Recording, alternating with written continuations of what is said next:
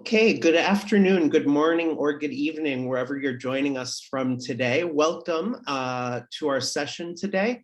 We are here to discuss business management studies at Lancaster University's campus in Leipzig, Germany. Today, we're joined by Dr. Anton Siebert, who is a lecturer in our Bachelor of Science Honors Business Management program, specializing in marketing. And we're running a taster session today. The purpose of a taster session is to show you, give you more insight into what the program looks like, what some of the learning outcomes are, and what you would expect from a lesson in this program. Today's taster session focuses on customer experience design. But before we start, I would like to quickly introduce a few people and then run through some of the reasons why you might want to select Germany, the university in Leipzig, or this program, and what are the overall benefits of studying in Germany. And then I will turn it over to Dr. Siebert to run a taster session for you. Our recruitment team is made up of 4 people currently. I am the market manager for emerging markets, which means I manage all non-European inquiries and applications coming into the campus. But we do have a pretty robust admissions and compliance team and student recruitments for other parts of the world, specifically Europe. And today, as I mentioned, we are joined by Dr. Anton Siebert, who is a lecturer in our business management program. Dr. Siebert is a lecturer in marketing at Lancaster University's campus here in Leipzig, Germany. He previously worked as a lecturer in marketing at the University of Reading and earned his PhD at Newcastle University, London in 2020. He examines experiential and social issues in marketing, spanning the fields of brands and branding, customer experience management, and digital marketing. His research has been published in marketing research journals such as the Journal of Marketing, Journal of Services Marketing, and Consumption, Markets, and Culture. His article on customer journey design won the American Marketing Association's prestigious Hunt Maynard Award for the most significant contribution to marketing theory in the Journal of Marketing in 2020. He currently teaches consumer behavior, customer journey design, digital marketing, and marketing management. And prior to his academic career, Dr. Siebert worked in the finance and media industries. So welcome today, Dr. Siebert. We're very pleased to have you. I will turn over now to just some general information on Germany as a student destination. Germany really is a terrific place to study. In fact, it's the world's top non-English speaking study destination. Currently, there are over 335,000 international students enrolled at German universities, including our own.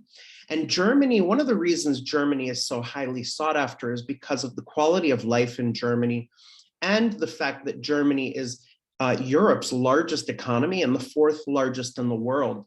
So it's a really robust jobs market here for students post-graduation.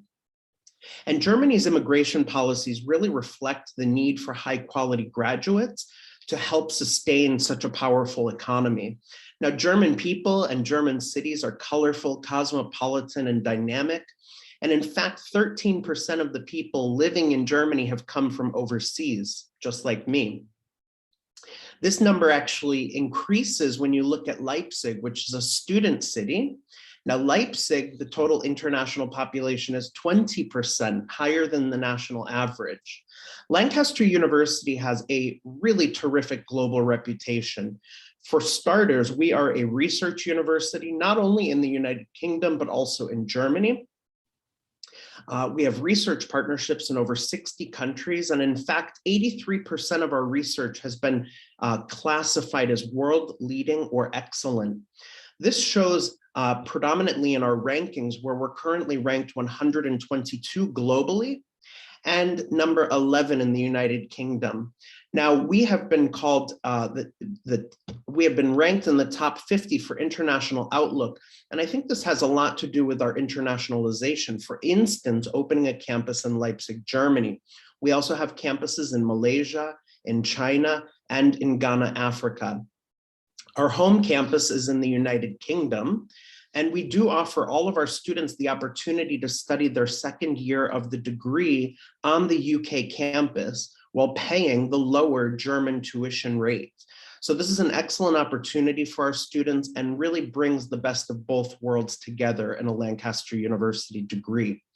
Now, one of the exciting things and one of the reasons Leipzig was selected as home for Lancaster University's European campus is because the city of Leipzig is within the state of Saxony, and Saxony not only is a major player in Germany's business economy, but also in technology. There are over 2,500 high-tech companies in the region, often called Silicon Saxony. And the population, as I mentioned, is quite international, 20%, so significantly more international people in Leipzig than in the rest of the country. And this is due to the fact that Leipzig is a famous college town. We have over 9 universities in the city of Leipzig with over 40,000 university-age students. Quickly, where is the city of Leipzig? We are located in the state of Saxony, which I mentioned has an outsized influence on the German economy due to its generous policies toward international multinational companies. And so we're the largest city within the state of Saxony, easily reached by fast train to Berlin or all parts of Europe. Moving on quickly to our campus, we are an urban campus located in the heart of the city of Leipzig. Our campus occupies approximately 1 full city block within the pedestrianized zone of the old city, just a short walk to the central train station, which has over 1,000 arrivals and departures daily, and just a couple blocks from Market Square. While you see on the left hand here that we have it looks like one office building. In fact, the university spans across these 3 buildings all together to form the campus in the heart of the city. And as we just opened this campus in the fall of 2020, you can see that the facilities are brand new. We have excellent lab space and lecture halls, as well as seminar rooms and workshop rooms, and a vast student center on the first floor with conference rooms and a library, and a student kitchen and a variety of other facilities and services on offer. Now, one question I often get is, do I need to speak German in order to come to your university? The answer is no. As a British university, in Germany, we are completely English medium, and this means that our students do not need any proof of German before starting their degree, nor do you need proof of German to obtain a student visa to Germany. However, we want you to benefit from living in Germany and the post-study work opportunities that Germany grants international students. And for this reason, we do offer complimentary A1 equivalent German language conversational classes during year 1 of the degree. And we follow this up with very low cost A2 level and B1 level German courses in year 2 and year 3 of the degree. Before I wrap up, I'd like to quickly discuss the course structure. Of course, all students coming to Lancaster University in Leipzig are actually students of Lancaster University in the UK. So you'll study a 3-year British Bachelor of Science honors degree. You will complete your degree in 3 years. You'll have the opportunity to study year 2 of the degree on the campus of Lancaster University in the UK. And upon graduation, you are awarded a full Lancaster University degree with all the rights and privileges that comes with that, including a postgraduate tuition discount if you choose to pursue your master's degree with Lancaster. And of course, you'll be part of the global alumni community with chapters in over 180 countries worldwide. Now, if you do not qualify for direct entry, fear not. We do offer a great foundation course that leads directly into all of our degrees, including the Bachelor of Science in Business Management, which we're here to discuss today. And the last thing I want to cover before I turn it over to Dr. Siebert is your work rights in Germany. Students do have the right to not only work during their studies, they can work part-time during their studies or full-time during breaks, holidays, and weekends. Currently, the minimum wage in Germany is €9.20 per hour. And of course, all students receive support from our University Career Support Services team, starting in year 2, with the identification and assistance to applying for appropriate internships in the areas where you feel most drawn. Upon graduation, Germany offers all international students an 18-month post-study work permit, which allows you to stay in Germany and work for 18 months in your chosen field. And after your work permit, you will become eligible for permanent resident status in Germany after a course of 5 years in Germany. With that, I would like to turn it over to Dr. Siebert. I will stop my screen share and allow Dr. Siebert to pull up his slideshow. Thank you very much, Matan. And welcome everyone again. My name is Anton Siebert. I'm excited to present highlights from my research area to you today. It's on a topic that is quite a hot topic in marketing, both in academia and in practice. And as Matan so kindly mentioned earlier today, this research has won awards for making a significant contribution to marketing theory. We've now built on this work to develop an article that is published in the Harvard Business Review.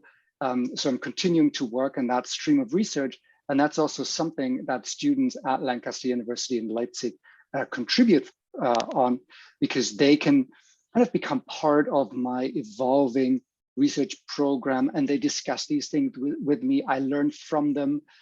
They then identify some holes in my work. They push me to improve my work. And so that is a really valuable exchange of ideas that's going on in Leipzig. Okay, let me share my screen and begin the presentation.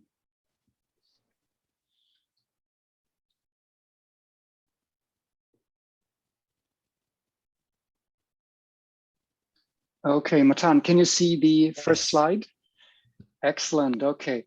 So what you see here are 4 images that I've put up on this slide, I've included in this slide to signal that research and studying is hardly ever a solo activity. It really is a group effort. And just picking up on one theme that Matan mentioned earlier today, the international outlook and the diversity that we have on campus and that we have in the world of research and practice nowadays. Now, on the left side, you see an image of myself, Anton Siebert at Lancaster University. Right next to it, that's Ahir Gopaldas, who's my mentor and was my external supervisor. He's at Fordham University in New York. Andrew Lindrich, my supervisor, back in the day when I completed my PhD at Newcastle University, and then Claudia Simões at the University of Minho, that's in Portugal. So that was our diverse and international team that worked on customer experience design, customer journey design, and created some new insights that then were recognized as making a significant contribution. Now, I typically start this session with some solo classwork. Then I usually present highlights from this research study. And also I'll link it to other topics in marketing modules.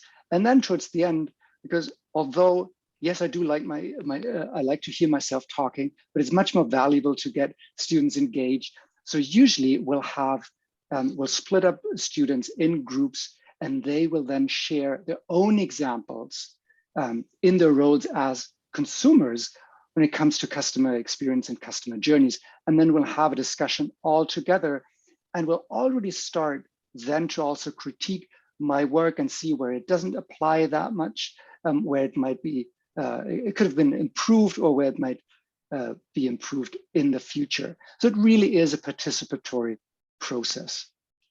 Okay, let's begin. A quick overview of the solo classwork that I usually start with here. And that is all about finding this research article online. Now, I know that young people nowadays are much more savvy when it comes to technology than I am, but it requires some specific skills to find the right kind of information online.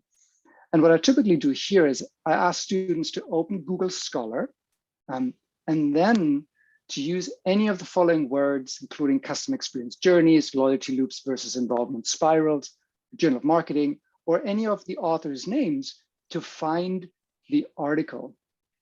And then they click on the title of the article on the Google Scholar results page, which will take them to the article on the journal website where they can download the article. And that will enable them then to maybe read a little bit more about some of the topics discussed in class, because typically what we can discuss in class isn't as detailed as in articles or books in the readings that you'll have in addition to the lectures. After the solo classwork, students know how to use Google Scholar, know how to locate journal articles, download them, and they might already skim the article a little bit, see where there's a figure, there's a table, where there might be some key information that they can then easily find. And that's also helpful for group work towards the end of the lecture. Okay, enough said theoretically about the solo classwork. Let's jump right in. So what is the key question that we address in this research? It is how to keep customers returning again and again. Excuse me, I'm just going to remove Matan's image. As much as I love seeing him on the slide, I'm just bringing that to the side so I can see the entire slide. Okay, now that is the question that we obsessed over over the course of at least 4 or 5 years. And it's a really important question for most businesses, if not all businesses, from transportation services and pharmacies on the left-hand side to group fitness services and dating apps on the right-hand side. And we looked at this question from different perspectives, and we realized that the perspective of the customer experience and the customer journey is really valuable here. Now, the customer journey is the series of experiences that we have when we engage with a brand over time. Right? I'll tell you more about that in a minute. And after about 4 or 5 years of really trying to find out what the right answer is, or is there one model, 2 models? Can we keep customers at all? Is that an impossible undertaking, even though it's so important for businesses? We found that there are 2 models that can help managers keep customers returning frequently. The first one is what we call the smooth model of customer journey design. The other one is the sticky model of customer journey design. The smooth model on the left-hand side here is all about creating consistent and predictable experiences over time. And it works well in instrumental services such as Lufthansa, MedPlus, that's a pharmacy, or a Citibank. Now, these are services that help us get certain tasks done. I want to travel from A to B. I want to transfer some money to a friend. I want to get my medication. Now, these are what in marketing is called jobs to be done. We want to get something done, and we don't want any unpredictability here, right? It's not that we get on the plane and it's kind of unclear where we're going. No, that wouldn't make any sense at all, right?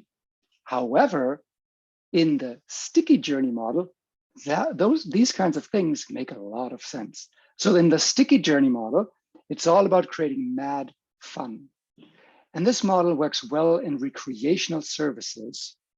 For example, the group fitness service CrossFit, the mobile augmented reality game Pokemon Go, or the dating app Tinder. And I actually conducted research on these 3 services. Now, that's one of the advantages of doing research as well. You can pretty much do what you like. Now, I'm married, I have a kid, so I didn't do Tinder, to the degree that others used it, and of course, within ethical boundaries and so on. But I played Pokemon Go pretty intensely. I try to go to a lot of CrossFit workouts, but I felt sore for weeks afterwards, so I didn't get into it as much as I got into Pokemon Go. But I conducted interviews with people who participate in these services quite intensely. I observed people using these services. I collected all kinds of material online, business press articles, press releases from those companies. And so I collected all that data and then try to make sense of why people keep using them, right? Going back to the question of, on the flip side then, from the brand's perspective, how can we keep our customers returning again and again? Excuse me. Okay, now as I said, we looked at this from the perspective of the customer journey. And to understand customer journeys, it's often helpful to create a timeline.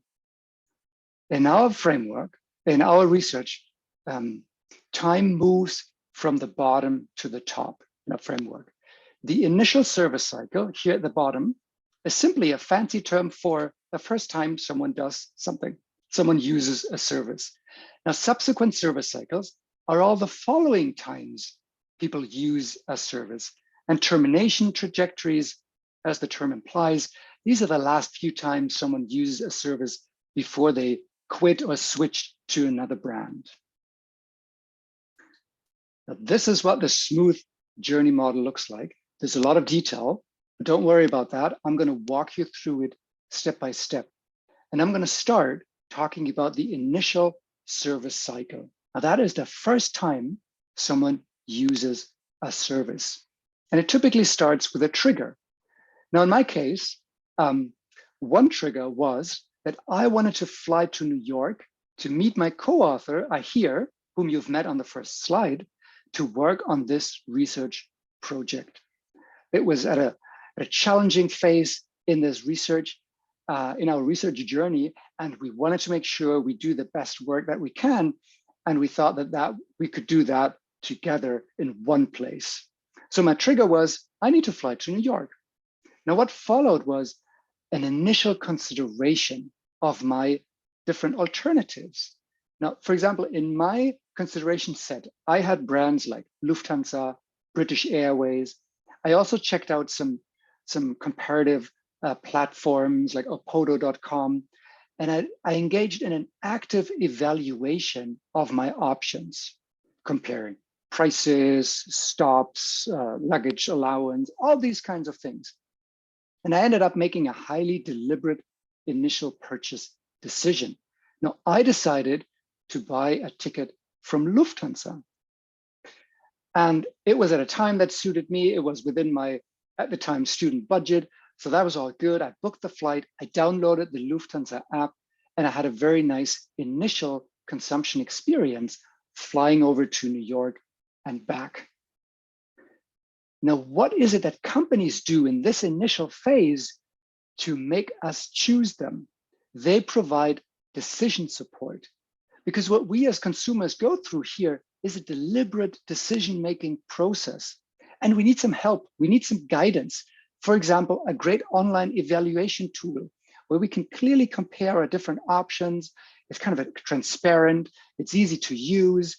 And also the purchase process, the checkout process, that should be really nice and easy so that we can do it without too much hassle, because it already is, or it can be a laborious, a tricky, deliberate decision-making process. So a lot of decision support is needed here.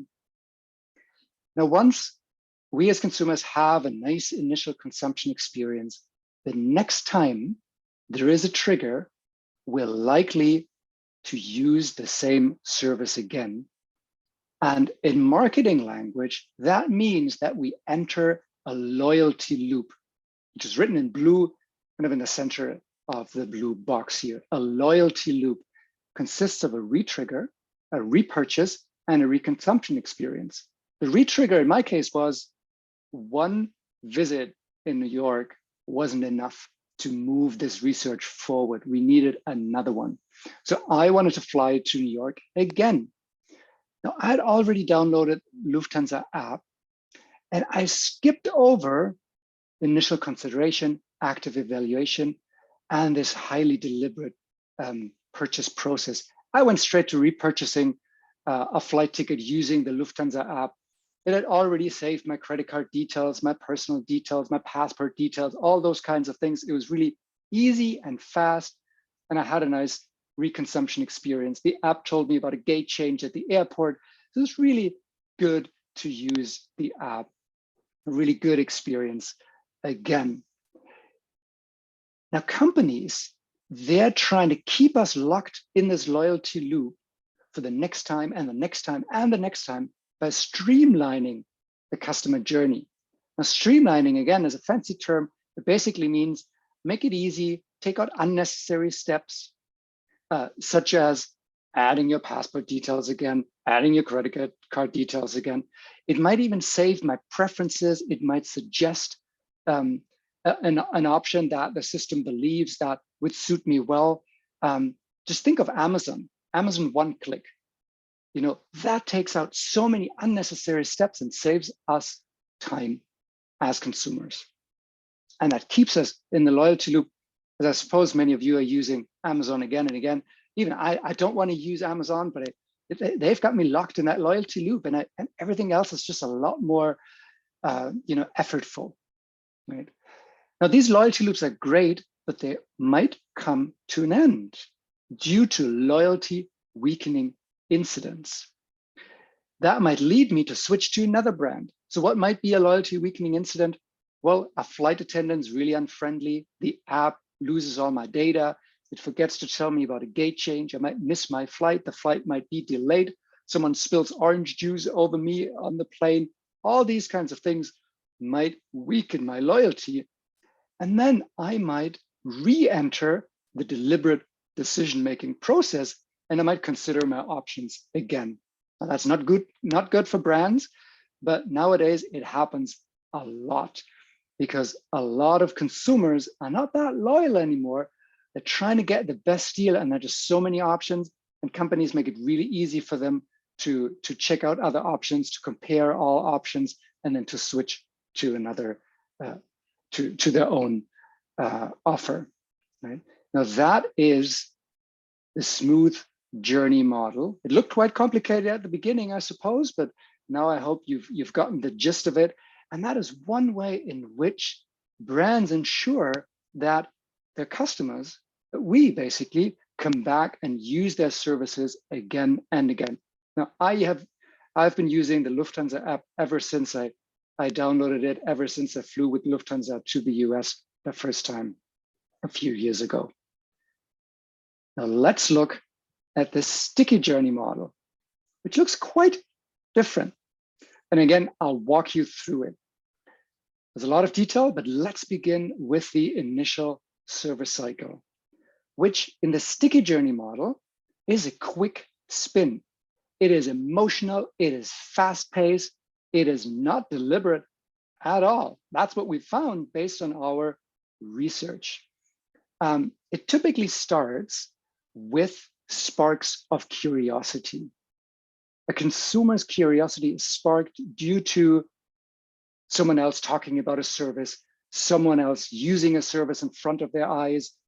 They read about something that seems to be a lot of fun, and they want to get a taste of that fun. They want to know what it's like. To illustrate that, let's hear from one of the people whom we interviewed who used one of the services. And for this presentation, I've selected Tinder. So let's hear from Charles, who's a Tinder user. Charles says, well, when Tinder first came out, I saw my mates, my friends play it, and I thought the idea of it was amazing in the sense that you literally just swipe, yeah, I think she's hot, or no, not for me. I was like, all right, let's see what the hype's about. This is definitely a game changer. Now, Charles at the time was in a relationship, so he waited until he was single again, and then without considering alternatives, without then going online and comparing Tinder to OkCupid, Match.com, or Bumble, he went straight away to Tinder, downloaded it, and started using, or as he says, playing Tinder. So not very deliberate here, but rather, oh, there's something that looks fun, and I want to give it a try. I want to know what it's like. So that's what the quick spin is all about. Now, companies, what should they do to enable people like Charles to have a quick spin? Should they provide a lot of decision support? No, not quite. They should enable people like Charles a rapid entry into the service. Remove all barriers to entry, make it free of charge, make it ideally downloadable. Ensure that we as consumers, or we as interested consumers, we can use it and get a taste of the real service as fast and easy as possible. Now, Tinder, for example, got rid of the 100, 200 personality questions that more traditional dating apps used to get to know their users more and more. For Tinder, it's you can import photos from Facebook. You don't need to write anything in your bio. You just need to set your distance, your age, and your gender preferences, and that's it. You can start it on the go and start swiping and have the real experience, because Tinder is free, right? It makes money through other ways, one-off purchases, subscriptions. But if we want to get a taste of the service, we can do that without making, like in the other model, a highly deliberate initial purchase decision. Now, once we have an exciting first experience on Tinder, we swipe through the first few profiles, we kind of like what we're seeing, it's kind of exciting. Then we get swept up in what we call an involvement spiral. I'd like to draw your attention to what's written on the left-hand side of the yellow box: experiential roller coaster and increasing experiential involvement. Now, experiential roller coaster is, look at the squiggly black line set against the yellow ribbon here. What this is supposed to illustrate is the mad fun, the almost chaotic, maddening experiences that consumers have from moment to moment. Like on Tinder, I have a quote that nicely illustrates that, so I won't give you any more detail on that. The increasing experiential involvement then is what happens over time. Right? Rather than telling you about it theoretically, let's hear from two Tinder users who in their interviews talked about their experiences in a way that you can nicely see their roller coasters and their increasing experiential involvement. Let's first hear from Anna, who's a Tinder user, who said, well, on Tinder, you see tall men, small men, fat men, thin men, poor men, rich men, doctors, gardeners, and everything. You really see a big cross-section of society, and that was super exciting. Now for Anna, the excitement was swiping from profile to profile and not having any clue whatsoever who's going to come next. What is she going to see next? Is it, like she says, a tall man, a small man? Is it a gardener, a doctor? Is it, the person she's going to spend the rest of her life with or not? That kind of excitement, that is the roller coaster, the disappointment, the hope, the suspense, the anticipation, all of those things from moment to moment that keep consumers, keep all of us hooked and glued to our screens. Now, Enrico says then, regarding increasing experiential involvement, well, the first match you say, hi, how are you? And the conversation goes on. But then you feel greedy and you're nonstop until you reach the second match or third or fourth. And then you start having 5 conversations at the same time. And then you try to select a few that you really think are the good catches. So over time, I became more mature in the use of the app. So what's Enrico telling us really here is that he gained mastery over time.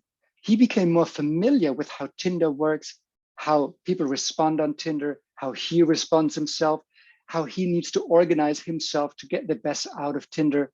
So he really becomes attuned to all those intricacies of the service, and his experience over time becomes more mature. And then finally, in his case, finds a partner and deletes Tinder afterwards. But that took a while for him, and his experiential involvement increased over time up to that point. So that's the involvement spiral.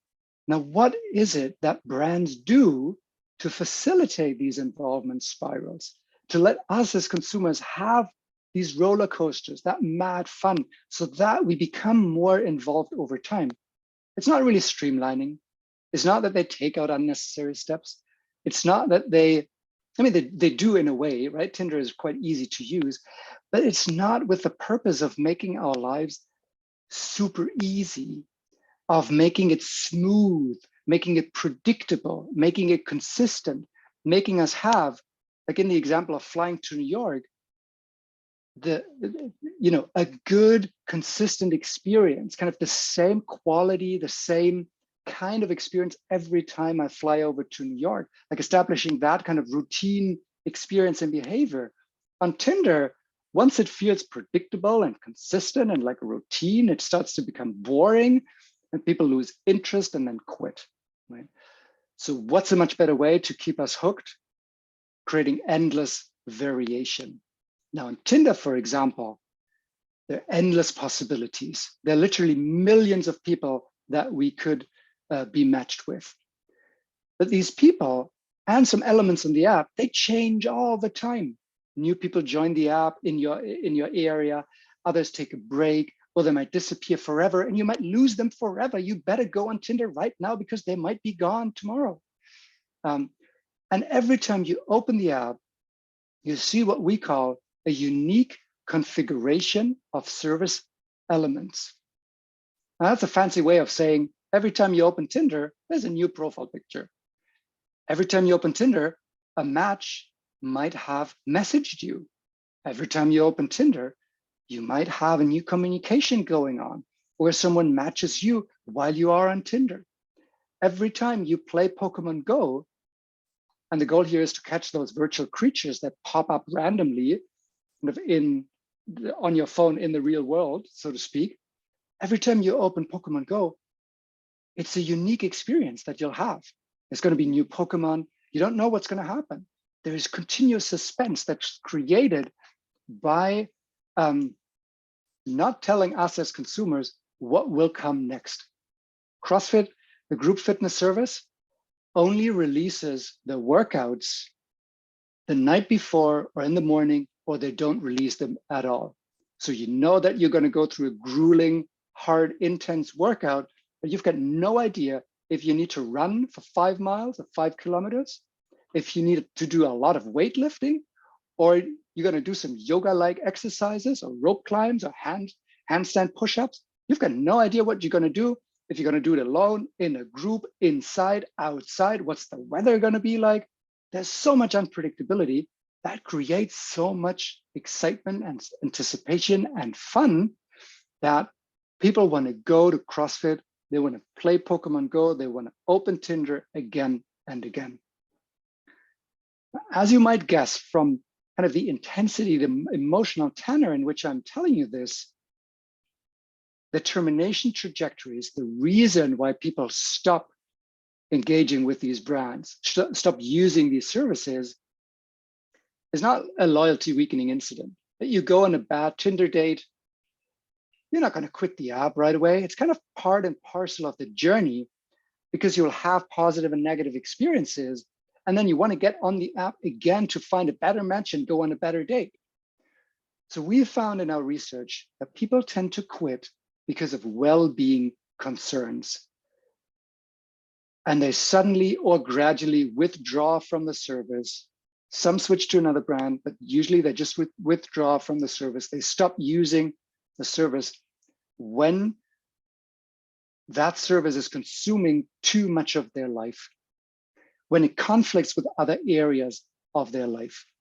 You don't believe me? Well, maybe you do because you've experienced that before. Let's hear from one of our informants, one of the people we interviewed. So Sophia says, well, Tinder, it's very addictive. I would spend a lot of time on Tinder. It was like an addictive game. So in order to stop using it, at some point, I just deleted it. And Sophia used all kinds of other tricks and tactics to reduce her usage of Tinder, but it didn't seem to work. She would use it in the evening to swipe and message. And then the first thing in the morning, she would open the app again and would see if she had received a message back, if someone had liked her, if there are new people in her area. And that was what it was like day in and day out. So she said, can't do that anymore. I need to focus on work. I need to focus on other things in my life. I need to delete it and be done with it, right? Some people, though, they reinstall it a few months later, then just on a vacation to use it there, and then they get hooked again, right? So it can be an on and off process here. Anyway, so if we look at these two models side by side, we realize that they're quite different.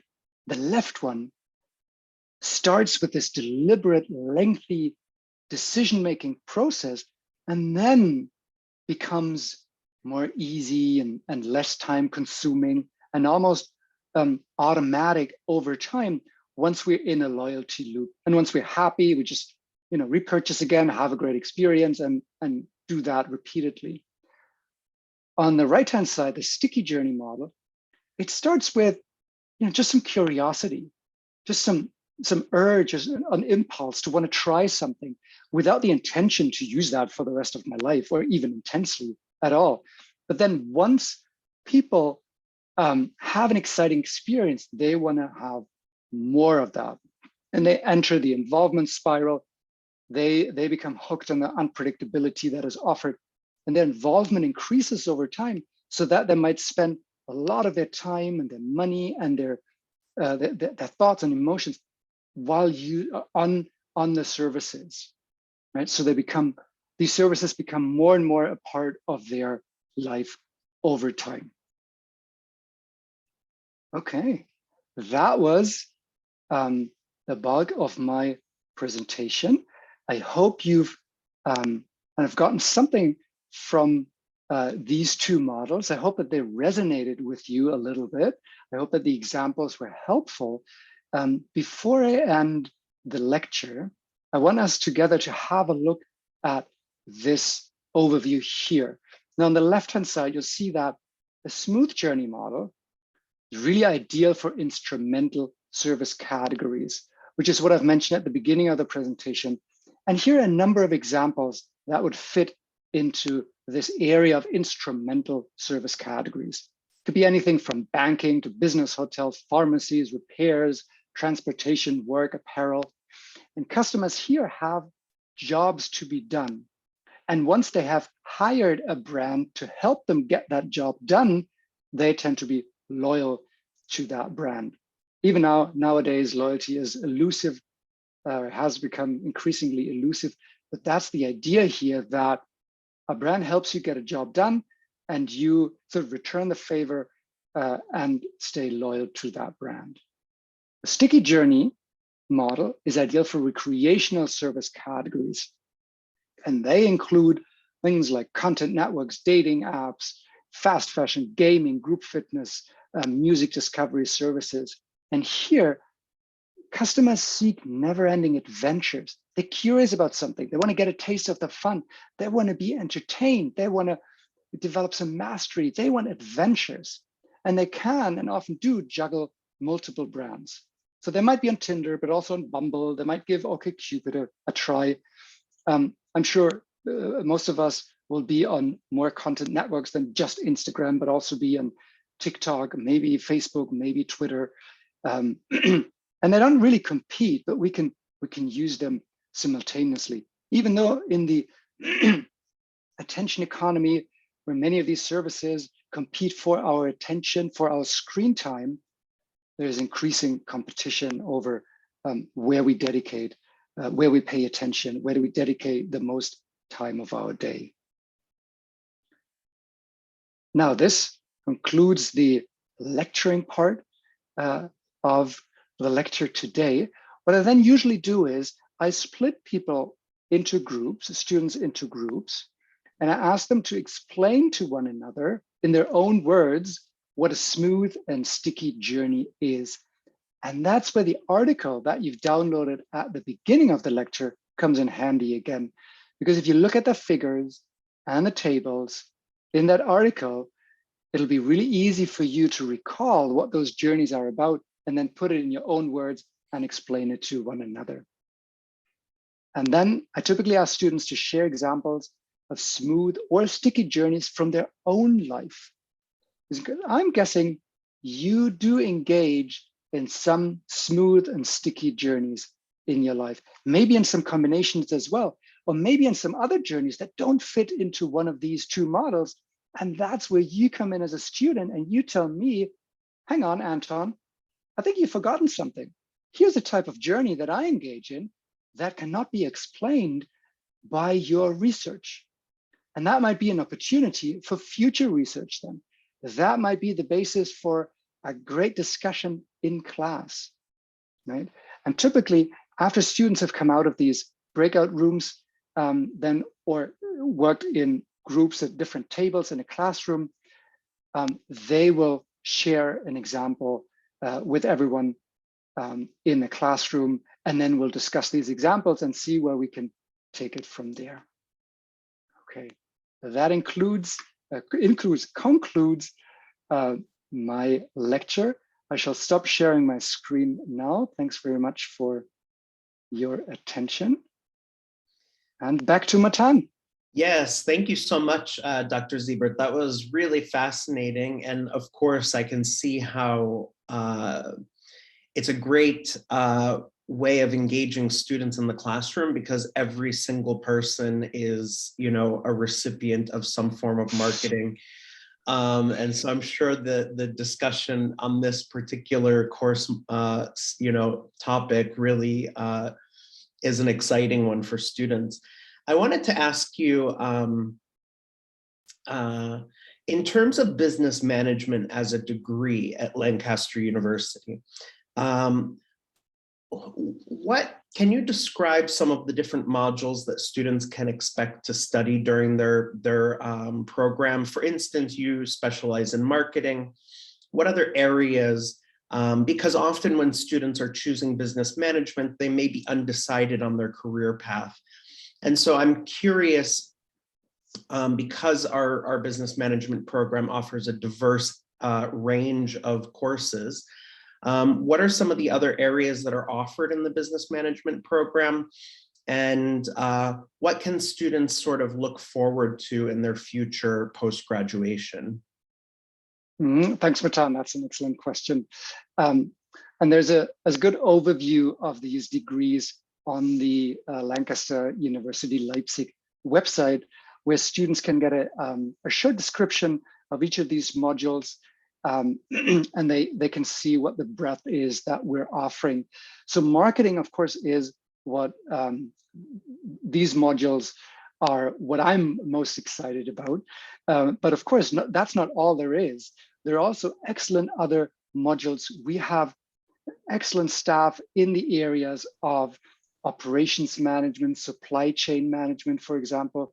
That is also linked to Leipzig as a great location that is surrounded by companies who operate in that space, such as DHL, Amazon.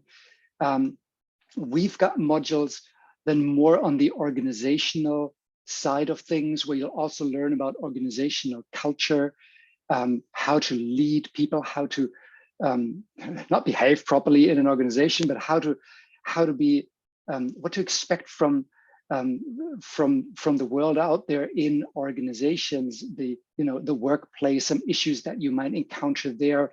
So we also have modules then more on the economic side, which are more quantitatively based, where you can really utilize your quantitative skills. So it's all about numbers, it's all about tables, it's all about that kind of world. So there's a great balance between the qualitative side of things, where we'll deal with how to keep us as consumers hooked, how to deal with leaders, how to manage other people, how what to expect from the workplace, and then the quantitative side of things, like these skills that you'll need then to to address your future boss's questions around, oh, can you tell me what implication this decision might have on the bottom line of our organization? And then if you're only well-versed in qualitative things, then you might not be able to answer that question. So what we try to do is create a great balance between those two sides, which I think is also one of the strengths of Lancaster University in Leipzig, because as far as I know, there are a lot of universities that err on one side and and kind of don't pay a lot of attention to the other side. But here we're really trying to create a good balance so that students get the best of both worlds, basically. Absolutely. And just a reminder to students and parents that may be on our call today, Lancaster University's website is lancasterleipzig.de. Again, that's lancasterleipzig.de. And Lancaster University Leipzig really adheres to a small, an intimate setting, which I think would bring to life a lot of these types of lectures and seminars that Dr. Siebert presented today as an example. For instance, we have sort of a maximum class size of 25 students. I think in reality, very few classes reach that population. Most classes would be around 15 students, with a maximum number set at 25 students per lecture or per seminar or workshop. And of course, for lectures, they're slightly bigger with a maximum class size of 75. And that will remain intact no matter how large the university grows over time. And that's really just speaking to the quality of the education that you'll receive at Lancaster University Leipzig. We're very, very pleased to have lecturing staff, faculty on campus, such as Dr. Siebert. And I would like to thank you so much for joining us today, Dr. Siebert, and to our audience as well. We hope that you were able to learn more about what a business management degree at Lancaster University Leipzig is like, and hopefully propel you a little bit further in your decision-making process as you choose a university to obtain your degree at. So thank you everyone for joining us today. And I will now close the call and say thank you again. And we hope to assist you through your application and one day welcome you on campus in Leipzig. Have a wonderful evening, day, or morning, wherever you are. And thanks again. We'll see you soon. Bye-bye. Thank you, everyone. I look forward to meeting you on campus.